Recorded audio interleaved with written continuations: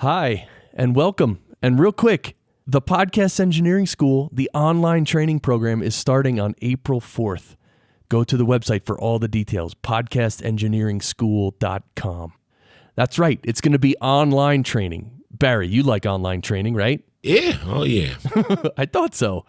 So check out the website for more information, podcastengineeringschool.com. See, Kirk, I just drank some tea, so now I'm all warm, so I had to take off my sweatshirt. Probably a good thing we're not doing this on video. Oh, no, I'm still wearing clothing. I'm wearing a shirt. Okay. Actually, right. I'm wearing my new podcast movement t-shirt. I think I signed up so early that for the people who signed up really early, like literally 10 months in advance, they get to just give you a t-shirt. Well, that's a pretty sweet deal. It's pretty cool. And I remember being in the Hit Factory back in the mid-90s working on a session, and these rappers were in there. And I really forget who it was, but I kind of knew them. I worked with a lot of them repeatedly. And this one guy, speaking of being hot or cold in the studio, this one guy was sitting there. He was sitting right under an air conditioning duct. And the cold air was blowing right on him, okay? Now, here's the thing about real studios with real control rooms with a lot of equipment. You need to keep the temperature down because the equipment itself makes the room hot, right? Oh, of course. It's just like a server room. Right. So you got to keep it cold. You can't turn the air conditioning off, or that room will become like 105 degrees in like 3 minutes. So he turns to me and he says, "You think we could get some heat up in this piece?" Oh, it's one of the most classic lines from my whole career in New York City. You think we could get some heat up in this piece? That's a little bit of a different vocab right there. There you go. Well, look, you stumbled onto session number 48 of the Podcast Engineering Show. Here's my band. Let's do this.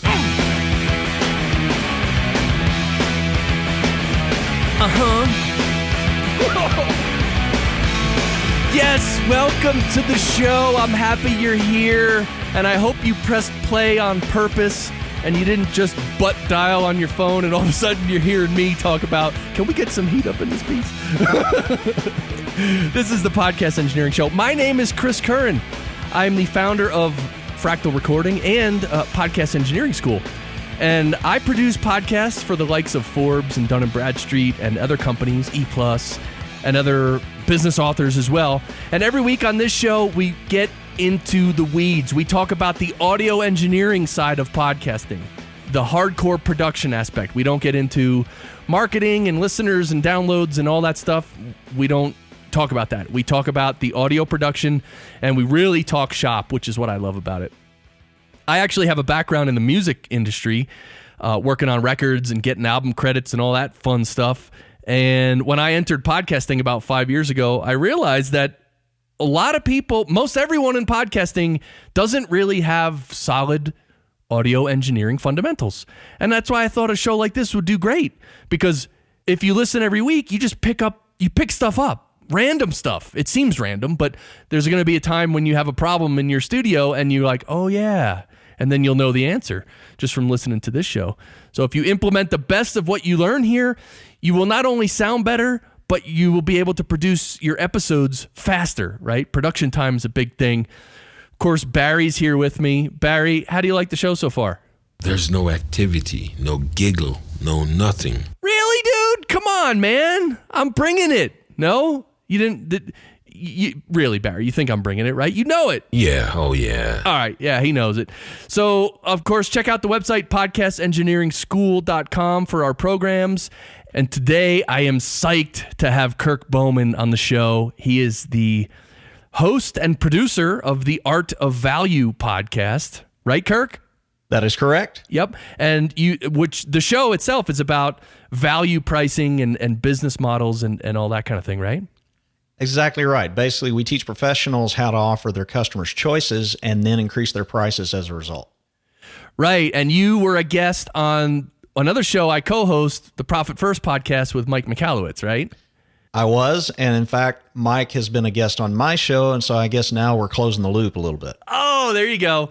Well, there you go. You're also a musician. So you you're into sound, which is awesome. And when you got into podcasting, because we were talking before the show, and by the way, just if you're listening for the first time, we are going to go through Kirk's equipment, his workflow. We're really going to dive into everything, and we're going to start with the speed round.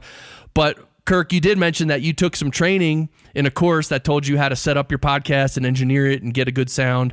And then over time, shortly after that, I'd say within a year after that or so, you pretty much started, you weren't quite satisfied. So you started upgrading things and really honing your own sound, right? Exactly. I mean, what I got through the course was really a lot of the mechanics of, the workflow of the show, how does the audio get tied to your website and all that kind of stuff. But as far as the gear, I wasn't real happy with the sound. It wasn't what I was looking for. And so I went through a period of about 12 months where I'd buy something, try it out, send it back, and really finding out what did I want to use? How did I want to do it? And this is awesome because you're not a trained audio engineer, right? No, I mean, I've got an ear just because I'm a musician, but I don't have, the audio engineering background. I'm a musician, saxophone, guitar, vocals, that kind of thing. And so I had an ear, but I kind of had to learn, what is a compressor and what does it do? Right. Well, this is my point, that because you have an interest in it and you have a distinctive ear, you're able to improve your sound over time and learn, and you're able to learn all these things. So I'm just saying that's encouragement to anyone listening. You don't necessarily have to be an audio engineer. You don't have to be, period. But you can just continue to learn and really get your sound dialed in and be able to handle situations. And that's part of doing the show. I mean, that's part of me doing the show, is to help you do that. Exactly. I mean, I encourage people to invest a little bit of time to discover how to make it sound better. I mean, obviously the content is the first thing, but a good sound, particularly if you really care about it, it's fun to get into it and figure out, how do you get rid of noise? How do you improve this? I don't like this particular coloration or EQ. What do you do and how do you change it? That's awesome. And listeners really do appreciate it, even if they're not aware of that, even if they're not conscious of the fact. When they hear good audio, it makes them happy. It's just invisible, and they can just focus on the show. It really is important. So let's do the speed round. You know the speed round, Kirk. We go through your equipment and your workflow. We go through it very quickly, like a super overview of it. And then after that, we'll actually go back to the beginning and we'll pick through each element and each piece of equipment and workflow. So why don't you start with, okay, and again, not anything to do with content or preparing content or anything like that, but you're ready to record an episode of your show and you're about to hit record. Tell us about your equipment and then go from there to the workflow of the actual recording and editing all the way through to publishing. Okay. So the microphone I'm using is a Heil PR40, and I've got it hooked up to a Motu 1248, which is an audio interface, which is connected via Thunderbolt to my Mac. What I love about this Motu is it has some built-in effects. So I'm running a compressor and noise gate on it and record directly into Audition. So that's kind of my setup. As far as the workflow, I just record the raw audio into Audition. And then once I've done that, then, go back and do the post-production, which I do type of post-production where I actually go back and listen to the show and actually help the guests sound better. I take out some of the things that maybe they shouldn't have said or where they started and stopped and those kind of things. So nice. So you actually, when you're editing, so to speak, you're actually listening to the whole show at real speed, at full one-time speed? I listen to it double speed. Oh, double speed. Okay. Yeah, I found that handy. I can't, for some reason, I can't handle double speed. I can go up to 1.85 speed. I can't double. I know if I kept slowly upping it that I could be okay with double, but I don't know. Something about double speed is just too quick for me. Maybe I want to hear certain things that don't translate at double speed. I don't know. Yeah, it's interesting. If somebody talks really fast, like McAllowitz does, I can't do it at 1.5. Oh God, McAllowitz. He does talk fast. He also he's very dynamic, and he talks he'll talk really soft, and then he'll get really loud. And yeah, you definitely got to level it when Mike is a guest on the show for sure. And he actually has his mic going through, which he uses a Sennheiser E835 actually. He goes through a DBX 286S, which is the nice mic pre with, you know, the compressor and the gate, which he doesn't use the gate. But anyway, so he compresses his voice a little bit immediately. And so when I produce the show, or I used to, I don't actually produce that show anymore, but you have to be careful how much compression I added to him in post-production because he already had compression. And even though his voice is so dynamic, loud and soft and this and that, you just can't add too much compression or else it just destroys, it kills it when it's loud. It makes it so unnatural. So it is a little tricky, guys like him. Yeah, and I use a little compression too, just straight out of the box. I even, do a little compression on the guest as I record. And I found that's just kind of part of my sound, but then I don't really do a whole lot of compression in post-production unless it's, really soft and then really loud. Right. Yeah, that's good. And that's another reason why, just to finish my thought with Michalowicz, is I like that plug-in, the vocal rider, because that can actually automatically ride the fader.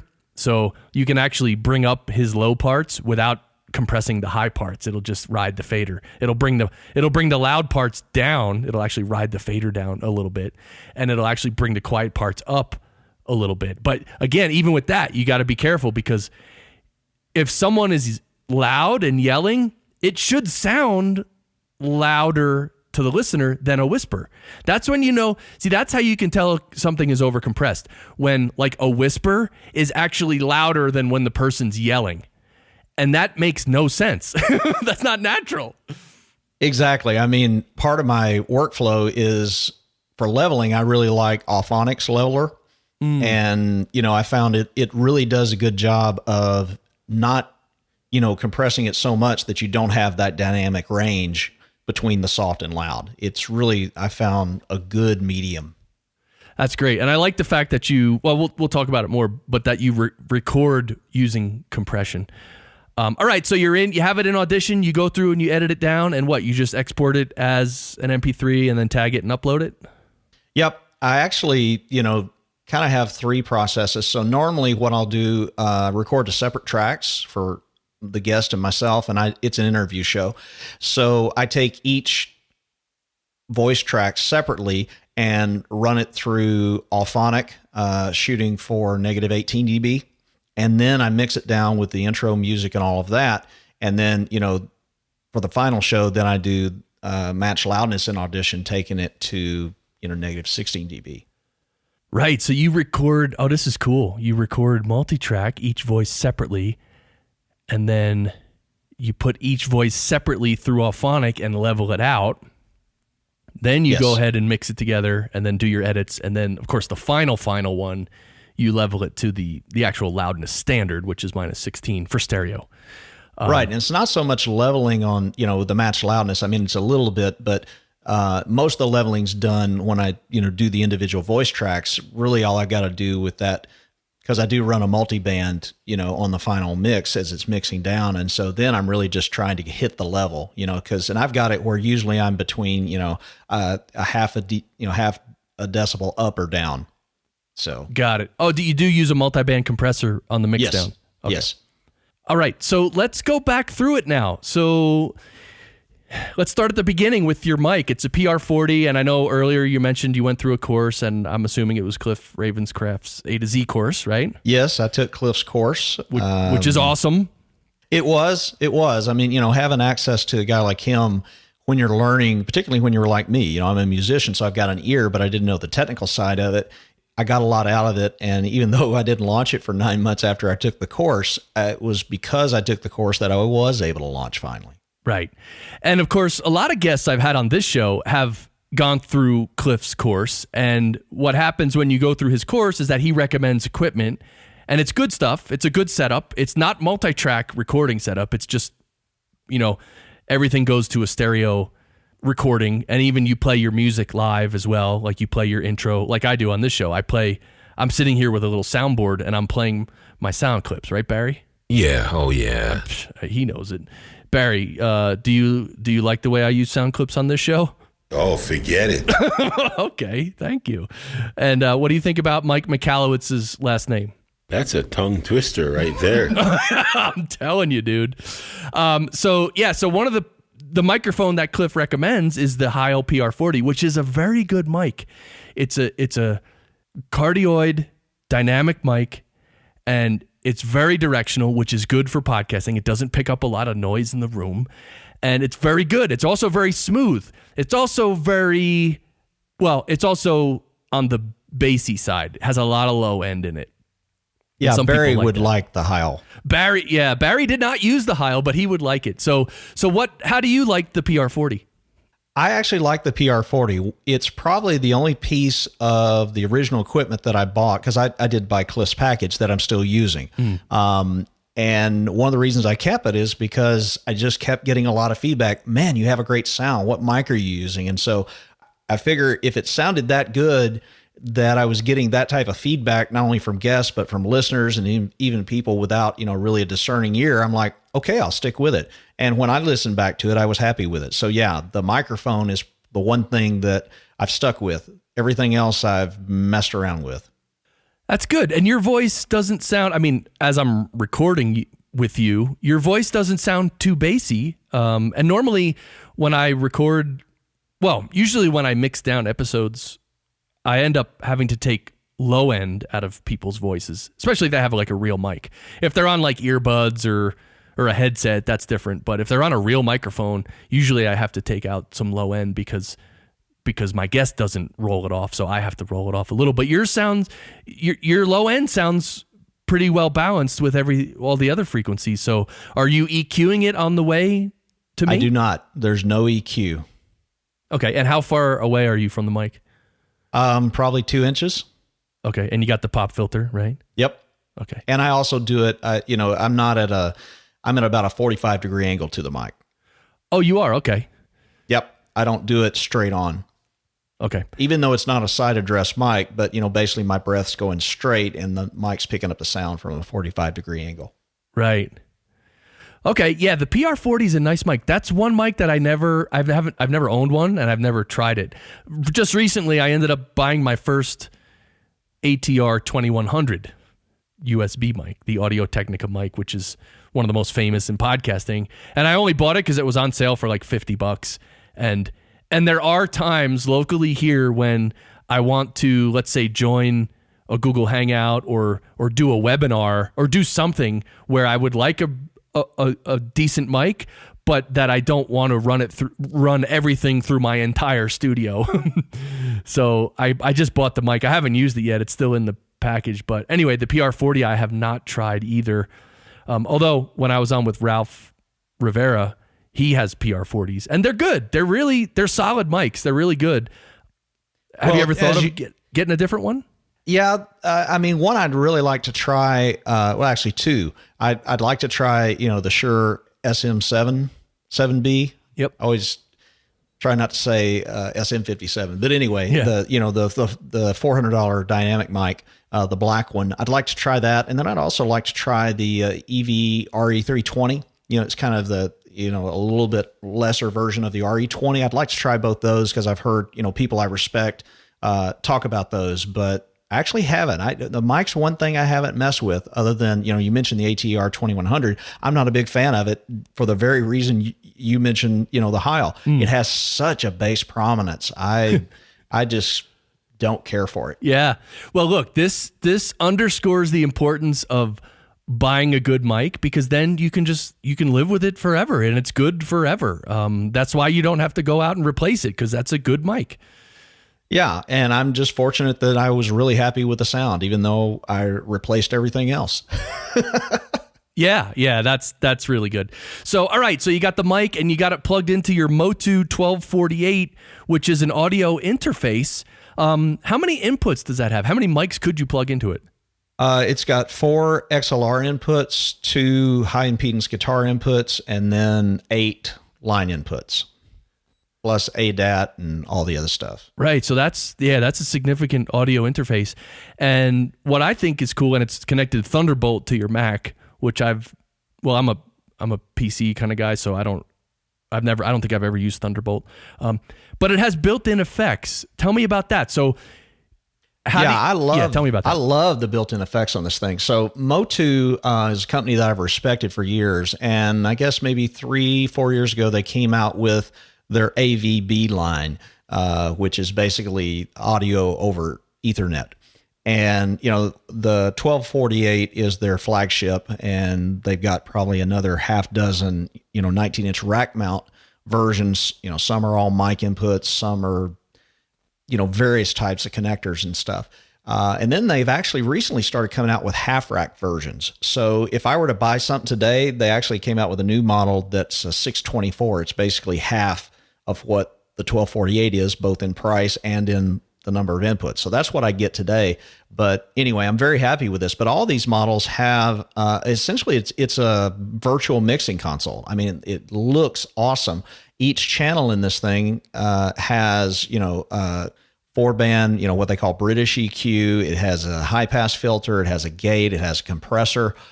And the routing is extremely flexible. One reason I love this Motu thing is because, like, if I just want to increase the volume on my headphones, I can just use the volume keys on my keyboard. It's tied in over that. And so I can route it. If I've got, Skype coming in, I can route it, and it just gives me total flexibility. So I love the thing. That sounds pretty cool. I mean, yeah, I know Focusrite has sort of like a virtual mixer, but the virtual mixer is really cool. I think Motu's is probably much better. Focusrite's is good.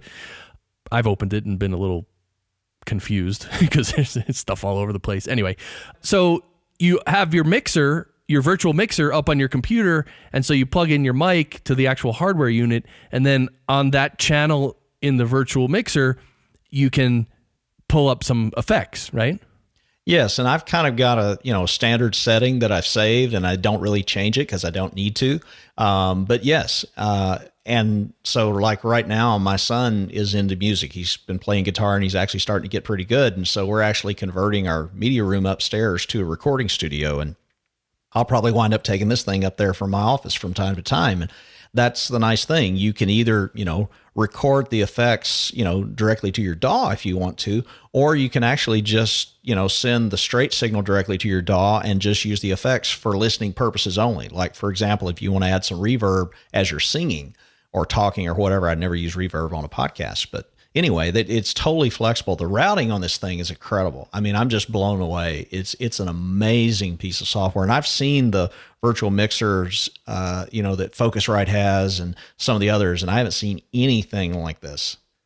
Right. So there's an important distinction I want to make here, and you're making as well, that when you, for instance, plug a microphone into your Motu interface and run it through the virtual mixer, you can add an effect that can be recorded with the signal, or it can just be for your hearing, for your monitoring of that while you're recording.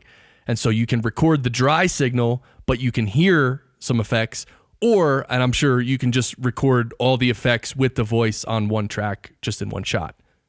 Sure. I mean, obviously, unless you're very confident, you don't want to record it with the effects, because once you record it with the effects, they're there and there's nothing you can do to take them out. Now, I'm at the point where, I play with the gate and the compressor enough.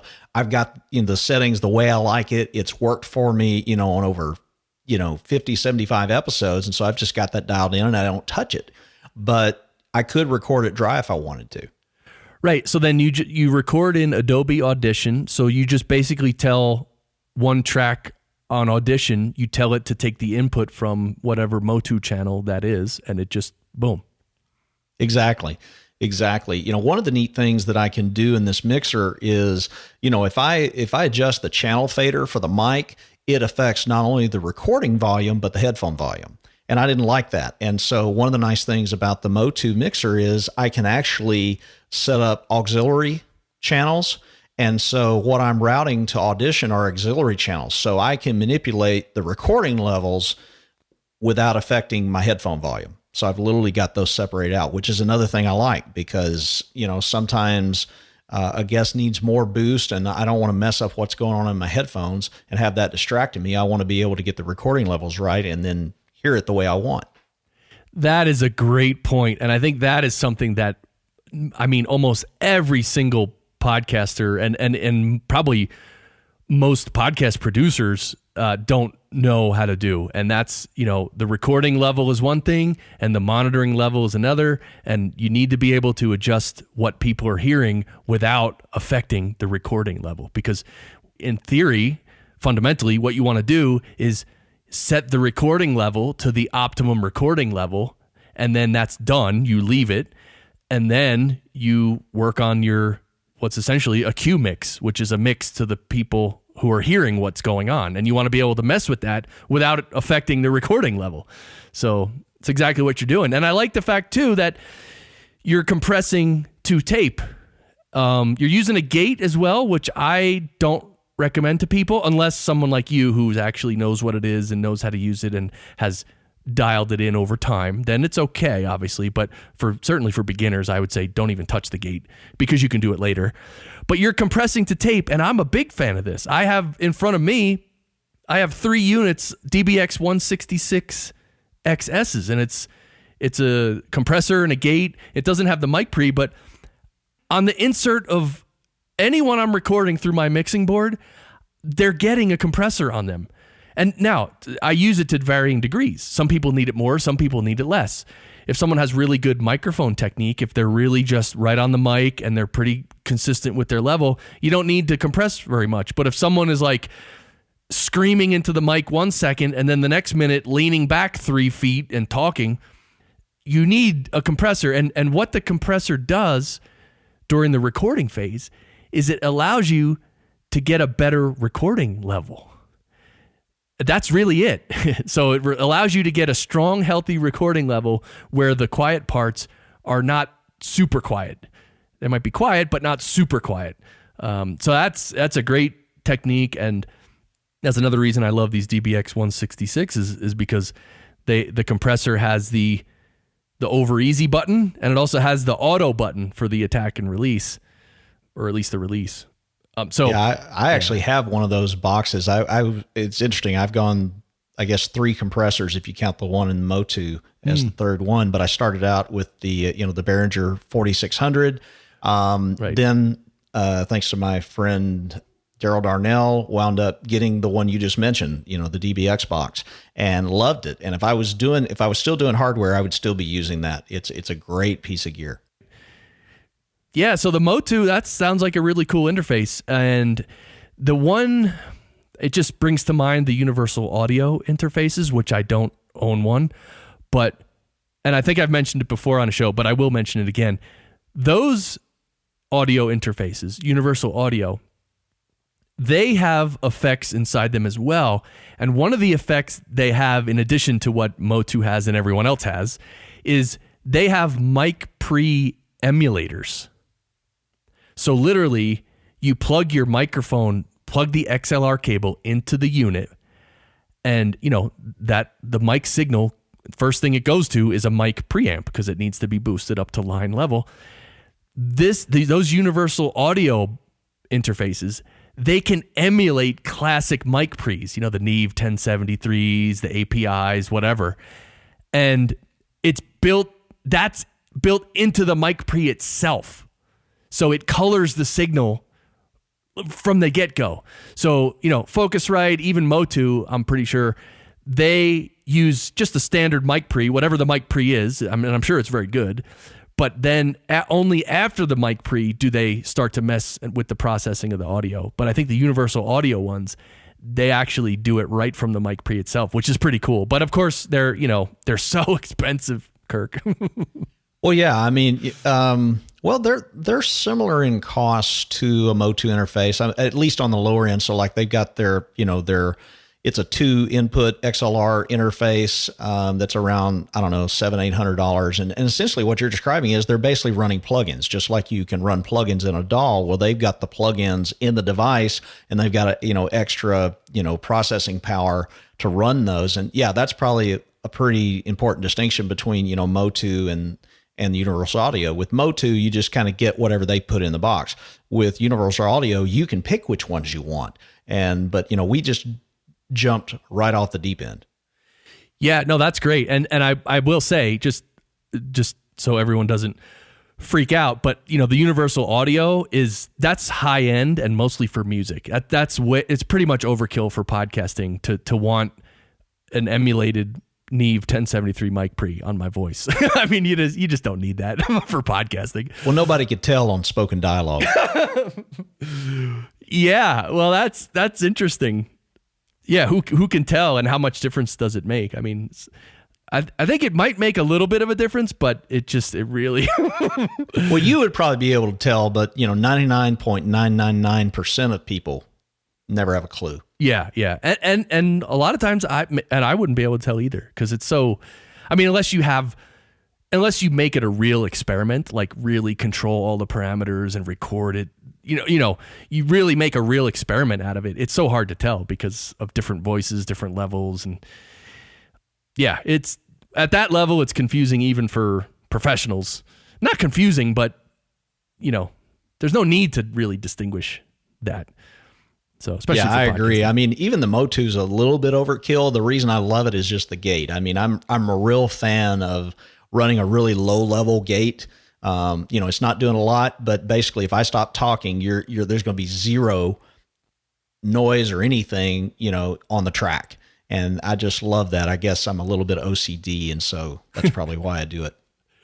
Yeah, gates come in handy. And the reason, actually, when Cliff was on this show, I asked him about the gating, and he basically told me that, well, first he told me that the only part of that MDX 4600 unit that he promotes, the only thing he uses on there is really the gate.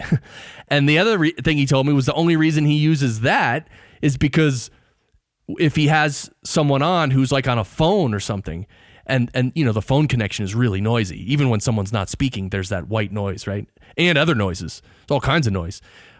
He wanted to gate that out. And the reason he wanted to gate it out was because he was recording live to 2 tracks. So if, for instance, when Cliff was talking, let's say his guest was on the phone and not talking, but all that white noise sound is coming through, that would be recorded with Cliff's voice. And once it's recorded together, you can't really do anything about it, right? It's stuck together. So exactly. I mean, that's how, I was originally recording, the Heil into, the Mackie mixer and going straight to the Roland, RO5. Yep. And yeah, you're going straight. Now you could, if you just got 2 people, you could put one on the left and one on the right. But what I was finding was I was getting, kind of like you talked about, that white noise, that background noise, in between. And I just, even when I was doing, separate tracks, and it just drove me nuts. Yeah. And so I started with the MDX 4600 and then went to the DBX box before I settled on, this Motu interface. But, I've got a lot of my early episodes, and, I spent a lot of time learning how to remove noise after the fact from those episodes, just because I'm an audio snob and I can't stand to have something out there, that I don't think sounds good. But it's a lot easier to get rid of sound before you record than after. Yeah, it's easier after, but actually doing it. So the distinction is you yourself, Kirk, your voice, your mic, your setup, you can set your gate and pretty much leave it. When you have on a different guest every week, let's say, their level is completely different. Their dynamic range, completely different. Their level of background noise, completely different. So for you, if I told you, okay, in 90 seconds, I want you to set this gate for your guest, that's hard to do. That's hard even for a professional to do with a good gate. I remember mixing records in the studio, and you'd have a gate on, let's say a snare drum or a gate on anything. All night long, the engineer would be going back there and just tweaking it slightly, because it's hard to dial in. So if it's for you and your voice and your setup, which really well, that's one thing. If it's for a guest, my God, that's another. That's why that's a situation where you would just don't even use a gate to tape. But the answer is, the solution is, record it multi-track so you can go back later and do it. Exactly. And I actually do run the same gate that I use on my guests. But like I say, it's a low level gate, right? So I'm not getting that choppiness. And that's what you're talking about. When you start getting up that, it sounds like, can you hear me now? Yeah. That cell phone thing going on, that's when you got it going way too high. A gate, something's got to be used very judiciously, and I run it at a very low level. So yeah, sometimes some things do get through, but like in my environment, I I've got a Mac and it's a laptop. And so, I found a piece of software that allows me to reduce the fan speed. So I wasn't getting the fan noise. And I've also got, I'm in an office that has a lot of wood. It's wood floors. I've got a wood bookcase behind me. So, I had to be aware of that, the reflections. I got a dog that barks. I got kids that come in. And so the gate really just allows me to get a really good sound in an environment that otherwise wouldn't be as good. Right. Now, how do you connect your guests and how do you record them on their own individual track? So I do use Skype.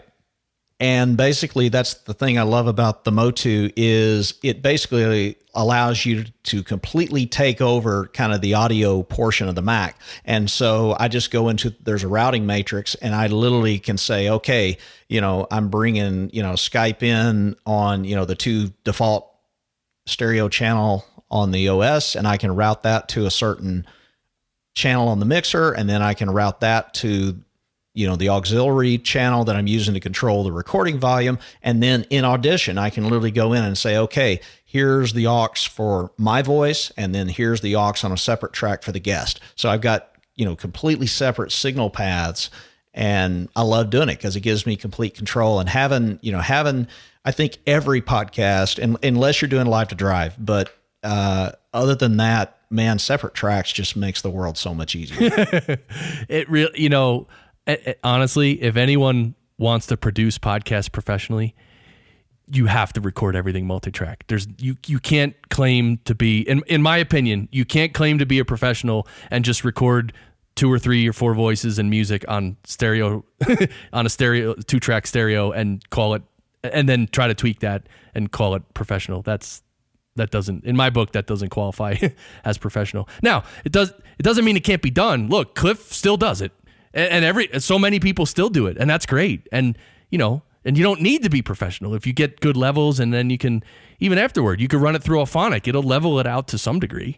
So it's not necessary, but obviously this show, we're raising the bar. We're speaking about podcast engineering on a higher level.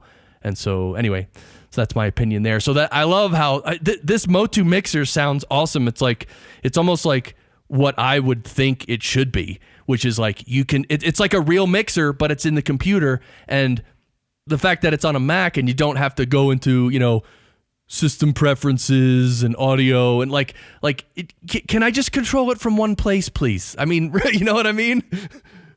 Well, and the other thing that's cool about this is, first of all, it just runs in a browser window. So like right now, as we're talking, I'm literally looking at it in, one tab of Chrome, and I can see the levels, see what the gate's doing, etc. If I needed to change something on the fly, I could, but I could also do it from my iPad or my iPhone, because it basically the interface is running a web server. And so you just, basically, and they've got a discovery app, so you don't have to, it'll find it for you. You don't have to worry about it, but it's awesome. I could do the levels from my iPhone or something else if I needed to.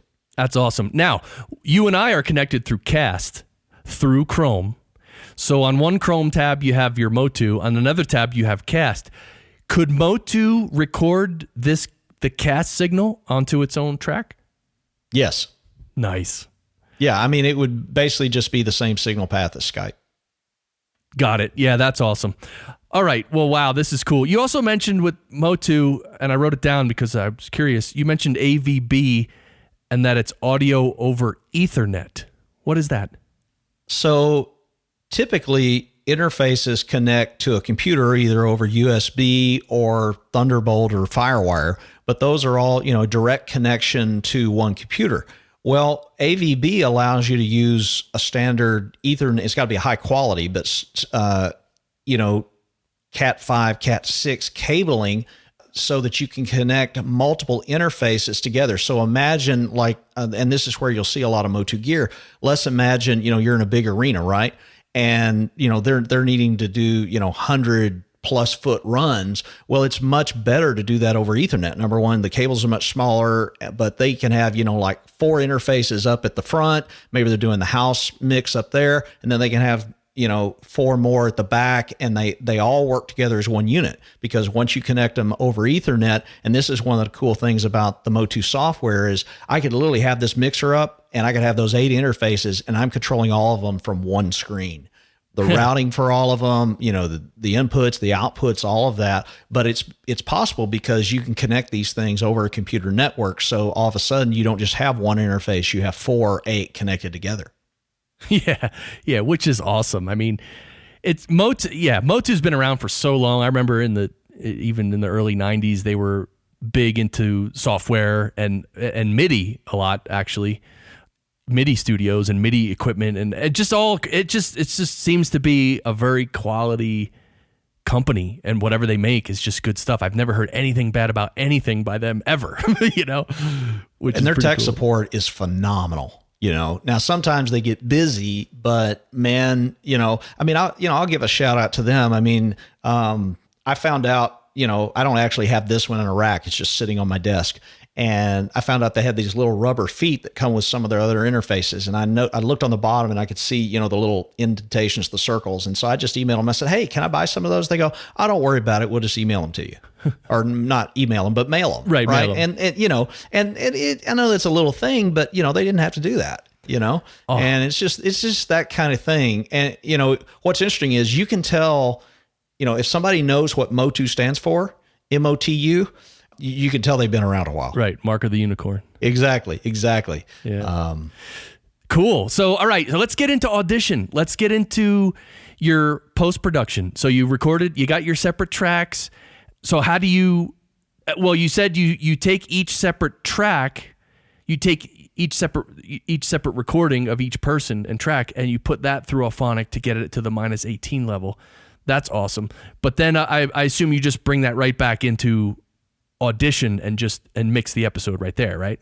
Correct. I've got a template that has, my intro, any bumpers, outro, that kind of stuff. And so, I just take the stereo tracks, I separate them. So I got 2 mono tracks. I run them separately through Auphonic. So that way each voice track, myself and the guest, are each separately leveled at -18 dB, which, the industry standard for podcasts is -16, but I do it to -18 because I found then when I bring those voice tracks into my template and I mix it down, and I do use a multiband compressor on the final mix, it usually comes out around, a half a decibel up or down from -16. So I just have to do a last, Adobe has this match loudness feature, which allows you to target it exact. And I just have to do a little bit of that on the end. But I found that -18 with Auphonic, number one, Auphonic, just the leveling is so good.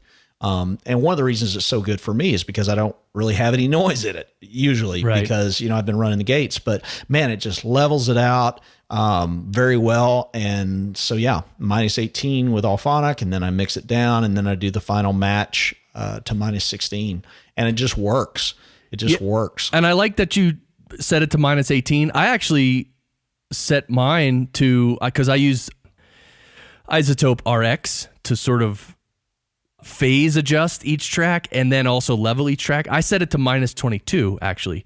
And it's good what you're doing. You're not setting it to -16 because first of all, it's a mono track. Actually, mono, you should set it to -19 is the standard for mono. So you could even change from -18 to 19, but really just, it doesn't pay to change. Just keep doing what you're doing because it's working.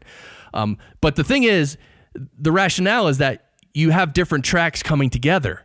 So, and it reminds me of the old days in the studio when you have, 13 microphones on a drum kit, you got 4 guitar tracks, you got all this stuff. You don't put up all the faders to 0 because then they would all add together and the final level would be like +50 and it would all be distorted. So you start with the faders maybe down near -10 even, right? Somewhere lower, because when they all add together, then it adds up to a nice stereo mix level, which is good. So that's exactly what you're doing. I just wanted to point that out. Here's the other thing I wanted to ask you, because we've talked about it on the show before. When you level something, let's say to -18, let's say you have 2 voices, you and a guest, you separately put them through Auphonic, they're both -18. Perceptually, sometimes a lot of times one will sound louder than the other. Do you come across that? I don't, because what I've noticed with Auphonic is it perceives that. And so, and typically, I've got my voice will be perceived louder just because, it's recorded here locally. And so a lot of times, the waveform for my voice, it's lower, right? It's going to the, an auto perception of loudness, not a certain waveform level within the editor. And so I haven't noticed too much of that. I mean, I've got, one of the reasons I go to -18 is because basically I don't have to do any mixing when I run it, because, when I level the voices to that -18, I plug them in the template. I've already got the level set for everything else. I just don't have to do any mixing on it. Right. I just hit mix down. And that's one of the things I got tired of doing. And so I spent the time to figure out, okay, how do I get it to do this? And that's one of the reasons I run the guest separately in Alphonic, is so that, it will be leveled to its perception of loudness just for their voice, and then the same for mine. So I found doing that, I don't have too much of that. So that's good. That means the voices are probably EQ'd in a similar way, because what can happen, so when Alphonic levels it to -18, they're not leveling it to the perception, they're just leveling it to the LUFS level, which is very similar to RMS level, which is the sustained loudness. So, and different frequencies contribute to that in different ways. So if one voice was really bassy and the other voice was really trebly, I guarantee if you put both of them through and make them both -18, it's going to sound, they're not going to be perceptually level. What you're saying is it sounds, I get that impression just because the EQ is similar. Right. So if you EQ them similar, and the low end is really the spectrum that will affect this loudness thing, because low end carries a lot more energy. Yep. A lot more energy. So if you have a lot of low end in something, it'll be perceived as louder and bigger, and then Alphonic will take it down a little. If there's not a lot of low end in something, if the voice is like a trebly voice, then there's not much level, and Alphonic will actually raise that up. So perceptually, the thin trebly voice will sound louder than the bassy full voice. And so in that case, what I would say is, and there's nothing wrong with doing that, although I would say somehow figure out a way to EQ them similarly, and then it'll be leveled similarly. But even if you can't EQ them similarly, after you run it through Alphonic, you can just make a little adjustment in Audition and just, if one of them is noticeably louder, then just bring the fader down like, a half a dB or 1 dB.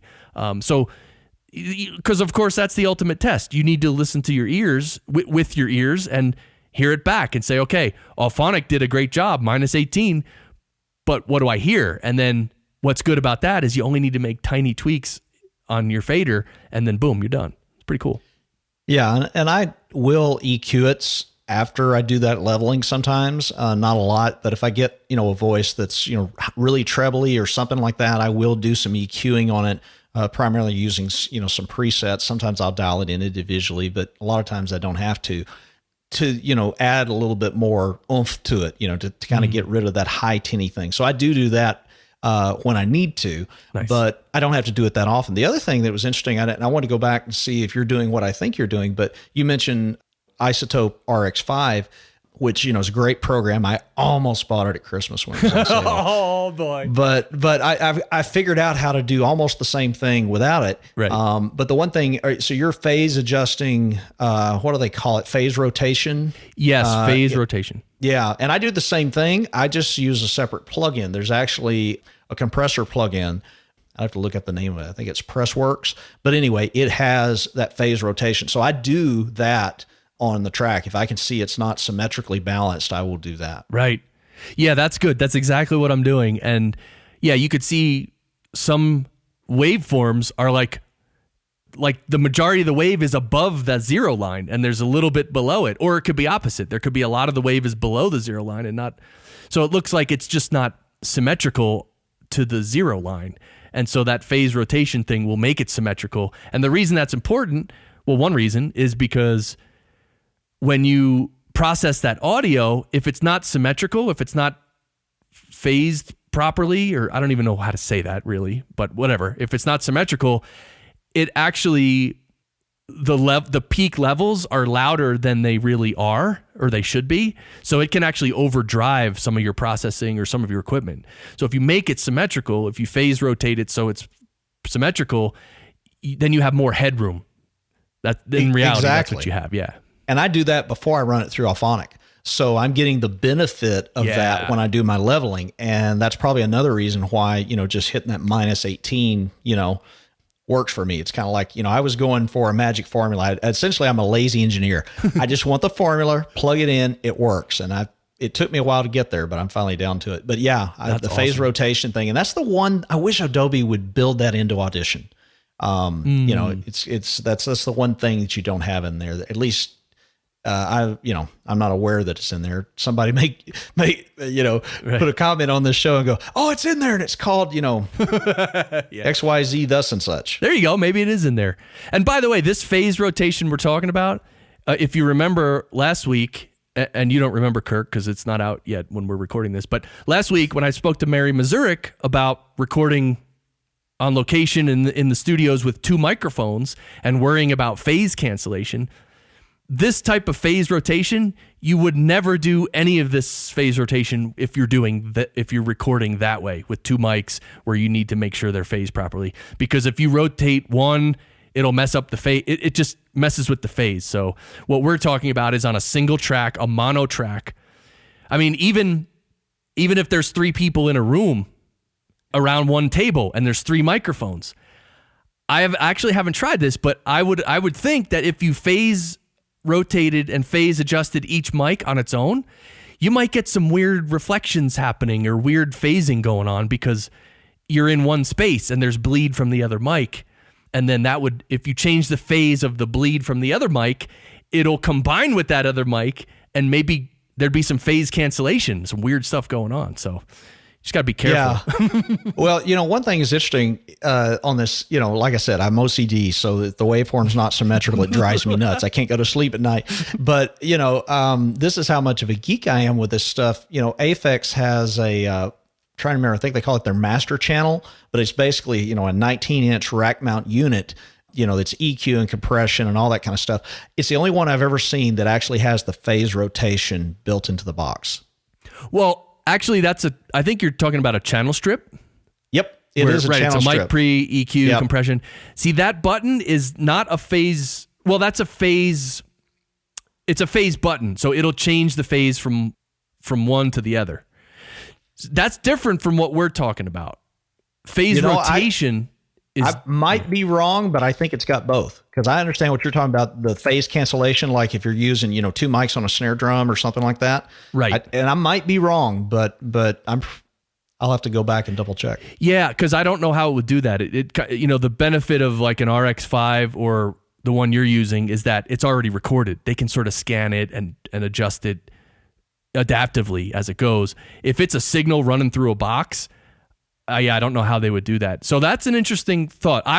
My gut tells me no. My gut tells me it's just a phase switch that'll switch it from positive to negative, and that's it.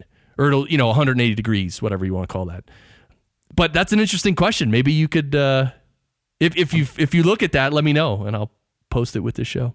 All right. If I can, I'm if actually you think of it, it's really not that important, but well, for geeks like us, it's trivia.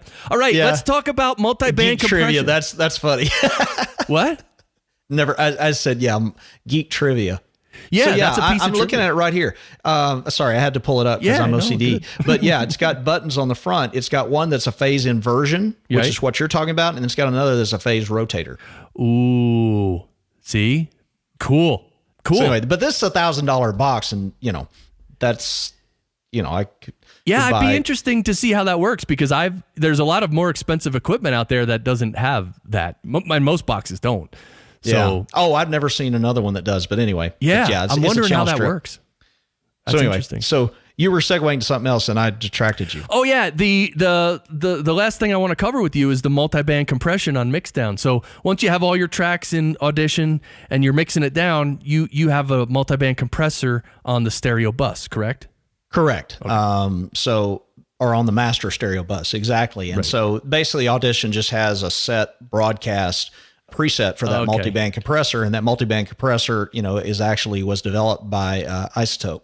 So I just run that on it, and that's something I got out of Cliff's course. He actually, increases the bass of the multiband compressor, the lowest frequency, he boosts it some. I don't do that because it gets too heavy, bassy for me. But yeah, I run it through there, and it just kind of gives it a little more oomph. Oh, big time. And multiband compressors are great because it just compresses the individual frequency bands separately. So wait, but what you're saying is that the multiband compressor in Adobe Audition was designed by Isotope? Yes. Okay. If you open it up, you'll see their branding on it. Oh, that's pretty cool. Yeah, exactly. And everyone uses that broadcast preset. Yeah. Well, and I went back and forth using it, not using it, and I had, I finally realized, hey, just leave the default settings because it was too bass heavy, and when I was, using it modified. But yeah, when I just use it straight out of the box, I'm happy with how it comes out. Can I ask you a favor, Kirk? What is that? I would like to know, can you give me the settings of that preset, that broadcast preset? Can you write down the settings, like what the frequencies of each band, and then within each band, tell me, the threshold, the attack, the release, and those kind of things. Yeah. I mean, seriously, that would be a big deal to me.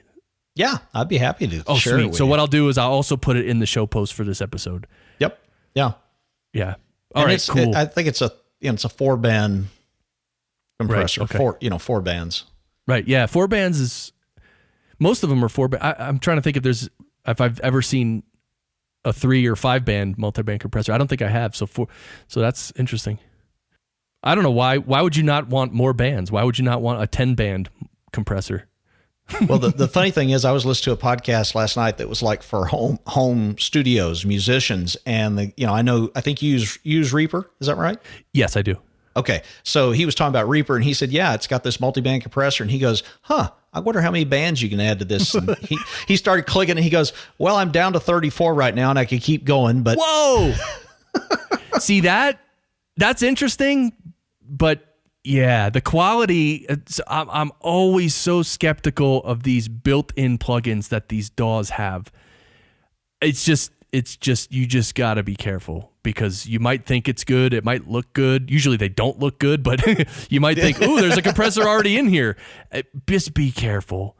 Well, you got to know it's just like a hardware, whether it's hardware or software plugin, you got to know how to tweak the settings. And and it's okay to start with the presets. That's what I've done, but tweak them and learn what they do. Like I did, I've gone back to using the broadband setting on that multiband, but I did it because I did it sometimes off and I figured out why it was bass heavy. And, I taught myself how to use the tool. Right. Along with that, there's color. Every piece of gear, every type of audio processing adds some kind of color. And some are very transparent. Some don't add much color at all.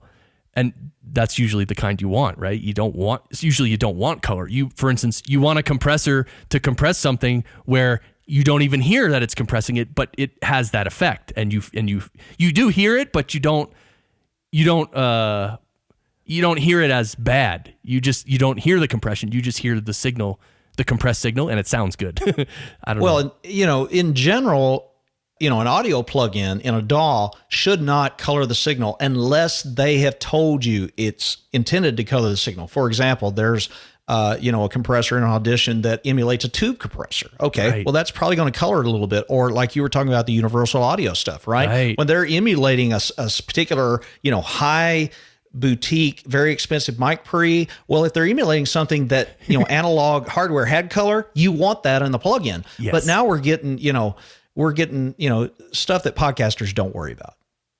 It's musicians that are that high. I mean, you may worry about it, but Yeah, exactly. You're like, color, Crayola, what? Exactly. Hey, again, Barry's here with me. Barry, Kirk Bowman, this guy's got some serious talent as a podcast engineer, right? Oh, forget it. I'm telling you. Serious. Kirk, seriously, man, this has been an awesome chat. I feel like we could go on for another hour. So definitely we'll wait a little while. You can come back on the show. Maybe, maybe when you buy some new equipment or upgrade or I don't know. Sounds cool. I could talk about this stuff, and part of it is I'm just a geek. I love this stuff. But thanks for having me on the show, man. It was a fun conversation. Yeah, and of course your show is The Art of Value. Folks can check that out. I mean, the whole value pricing and business systems and setting yourself up for success. I mean, that's just like, I don't care what you're doing. That that stuff helps and makes it so the effort you're putting in actually pays off. Hello. Exactly. Right? Well, and it wouldn't make sense to do a show about value if the quality of the show wasn't high. That's a great point. So Kirk, thanks again, man. This has been great. And thank you for listening. I mean, I know you, come on, how many little golden nuggets are in this episode? How many details? How many things can you take away? It's just awesome. So check out all our previous sessions. I almost called them episodes. And of course, join us every week and just keep educating yourself. And of course, the more you learn, the more your show sounds better, the more you're a better producer for other shows. And we really enjoy you being here, and we really enjoy this community. So thanks for being so engaging. And that's it. So until next time, you know what to say, Kirk. Sound great. There you go. Thanks, Chris.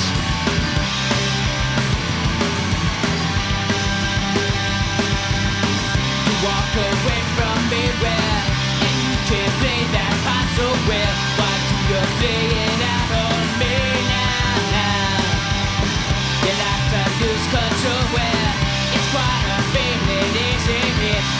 They're floating, drifting down now. You tell me that you found something better. How should I respond to that? It's a lie. I don't wanna hear it. What do you want me to say? It's a lie. I don't wanna hear it. You react some everything. You change your attitude where you say I just don't get it now. You say your eyes so far away now. Gave up on me where some chance you gave me gave away. You say I wouldn't understand now. You tell me that you found something better. How should I respond to that? Oh yeah, I say now it's a lie. I don't wanna hear it. What do you want me to say? It's a lie. I don't wanna hear it. You react so angry. I want you to know you were always real. I gone over all we've been through. Doesn't seem that long a time now. Things we did still hold their meaning. And does it mean it's still the same? You're pushing me away. You worked your theories now where you're getting worked up on your now. You work your way around somehow now. Yes, it hurts me now where that you don't talk to me now. Now that these words have split apart now. Tell me that you found something better. How should I respond to that? Oh yeah,